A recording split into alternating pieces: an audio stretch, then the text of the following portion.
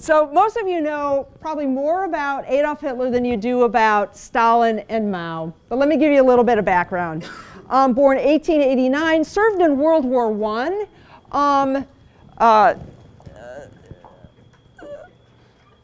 After World War I, was part of the kind of opposition to the Weimar Republic, opposition to what was going on in Germany.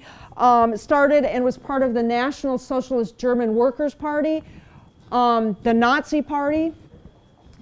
He ran for office in 1932, was defeated, but his party was swept into power, and then he was appointed chancellor in 1933.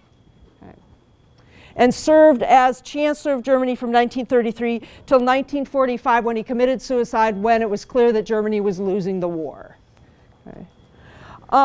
From an idea standpoint, and this is not surprising or new to any of you, he scapegoats the Jewish population for the problems in Germany after World War I.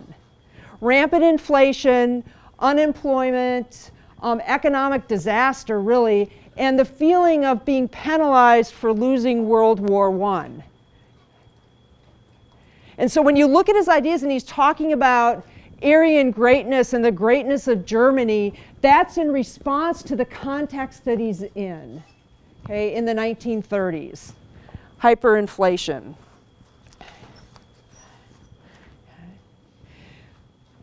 It's from his race theory that we're going to look at. And again, the history of Nazi Germany, the history of World War II and its aftermath is much greater than what I'm going to present, but I'm presenting his main ideas in his own words from Mein Kampf. We know that he is responsible for the Holocaust, he and the Nazi regime. 6 million Jews, everyone knows that number. So you start looking at the three dictators of the three, he's number 3 in terms of deaths. But he and his regime forged and developed the idea of the final solution, okay? How to purify the Aryan race from any possibility of Jewish blood impurity. Okay? And I focus a lot on this idea of blood impurity, blood purity, because he does. Okay? It's like this pseudo-scientific argument that he's making that if you mix blood biologically, if you think you mix blood, one type of blood with another, the blood that's produced is impure. That's his basic argument, cloaked in this idea of science, cloaked in this idea of sociology. Okay? He talks about 3 races of people in the reading that I gave you. Culture creating, culture sustaining, and culture destroying. Okay? The Aryan race, he argues, wrongly, but he argues, is the culture creating race, and the Jews are the culture destroying race. Okay?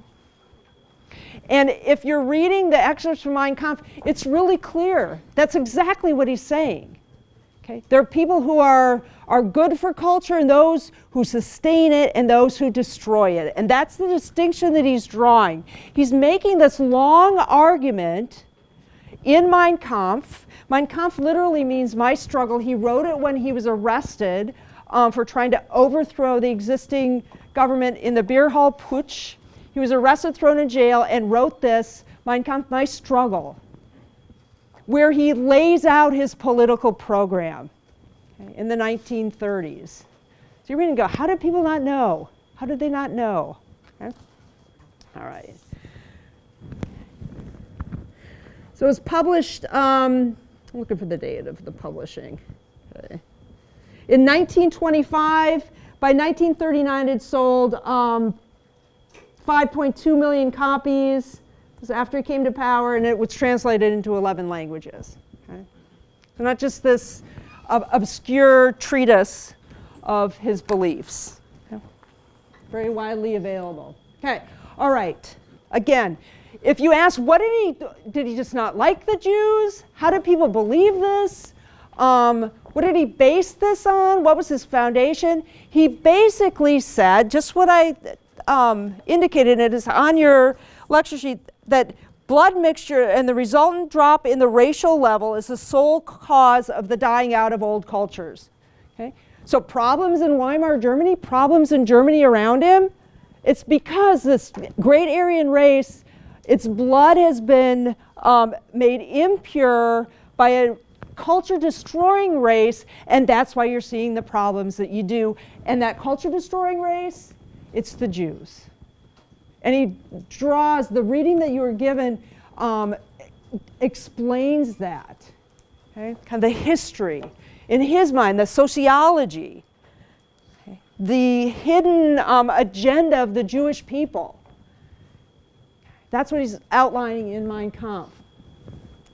But by the loss of that force of resistance, which is contained only in pure blood.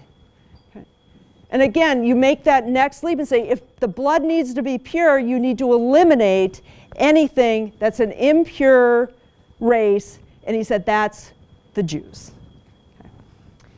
Little sidelight, anti-Semitism at this time is nothing new at all. Okay, anti-Semitism has been around for a long time. We see anti-Semitism rising again today. If you ever go to Washington, D.C., they have the Holocaust Museum, and it's the whole history of anti-Semitism through history, through human history. So this really isn't anything new from Adolf Hitler. What he's doing is he's tapping into a prejudice that's been around for a long time, and he's expanding it. He's giving it scientific context. And he's scapegoating. He's saying, we can't be to blame. The German people can't be to blame. It must be the Jews. All right. I'm going to come back to that. All right, don't take my word for it. I'm going to put you to work for a couple of minutes, okay? You have this sheet. It's 4 pages. Okay, 1, 2, 3, 4. So you should have this. You should have 1 per every 2 people. 1 per every 2 people. Okay. And this is how we're going to split it up. Okay. Right. You guys do page 1. Page 1. You're looking for, in Hitler's words, expressions of anti-Semitism, expressions about the Jewish people, anything that you find. Back 3 rows, you're doing page 2. The page numbers are at the bottom. Got it? So expressions of anti-Semitism. You 3 rows are doing page 3. Okay. You guys are doing page 4. Okay. You are looking for evidence of anti-Semitism in your passage. Okay. What were the German people told about the Jews? What was motivating Hitler? Okay, how did he view this whole race of people?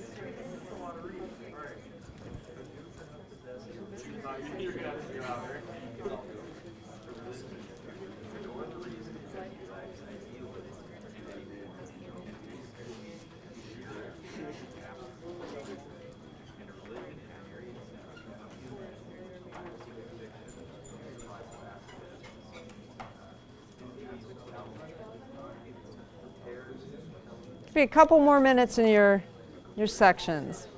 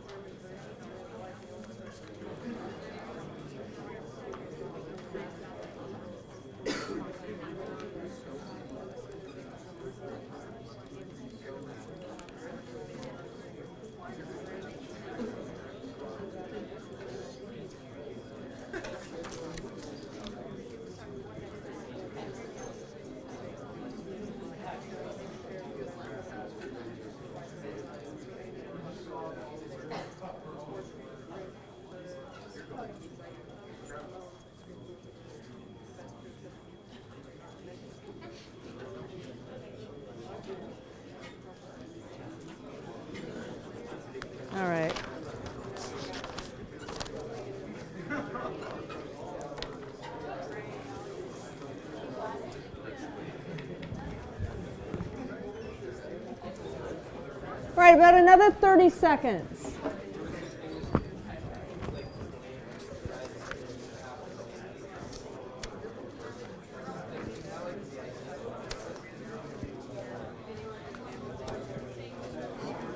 All right, 10, 9, 8, 7, 6, 5, 4, 3, 2, 1.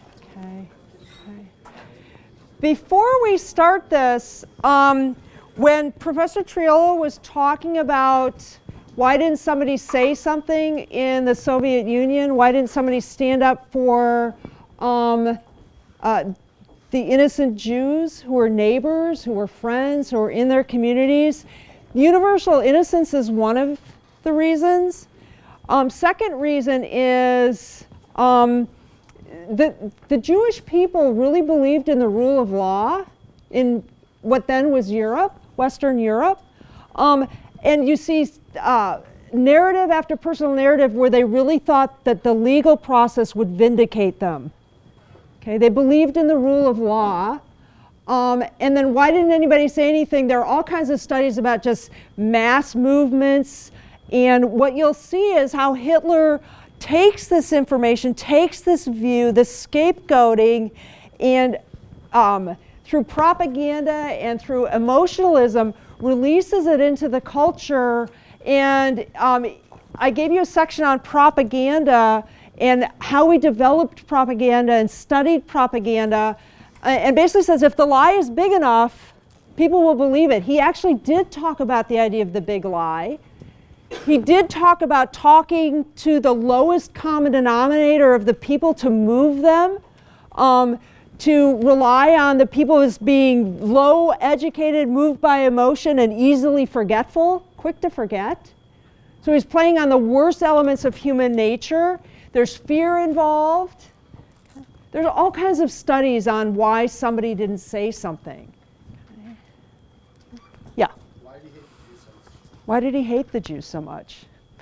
Anti-Semitism, his experience in World War I, his experience prior to World War I. It was an easy target because it was already there. Okay.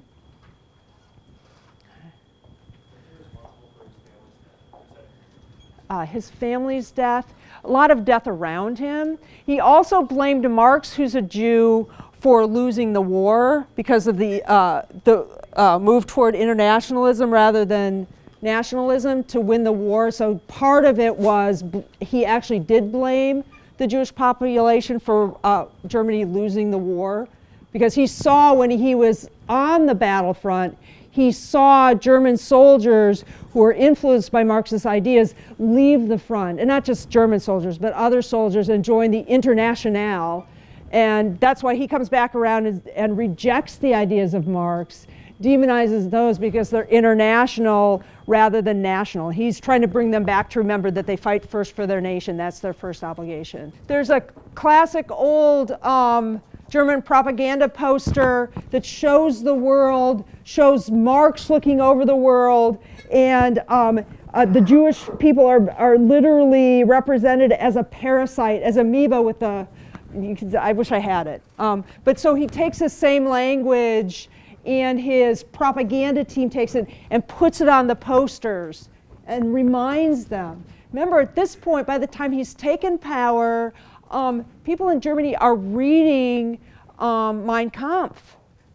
In fact, it was a present from the Fuhrer when couples got married.